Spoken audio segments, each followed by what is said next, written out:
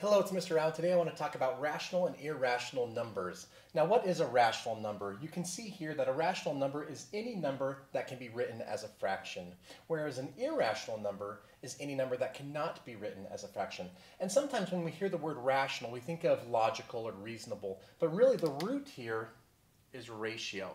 So a ratio, again, is just a fraction in the form of p over q, where p and q represent integers. And what are the integers? Well, those are all of the whole numbers, including the negatives. So things like -5, -4, -3, -2, -1, 0, 1, 2, 3, 4, and 5, and so on in both directions. Those are the integers. Now, p can represent any of the integers, but q can only be the integers except for 0.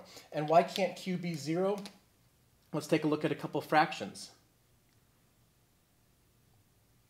So I can have this fraction, 0 divided by 4. And what that basically means is if I had a pizza that was cut into 4 slices, it's possible to take 0 of these slices.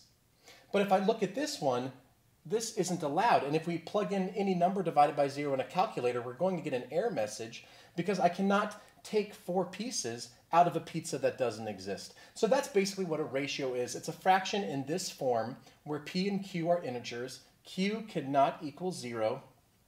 And if it can be written, any number that can be written as a ratio such as this, that's a rational number. If it cannot be written like this, then it's irrational.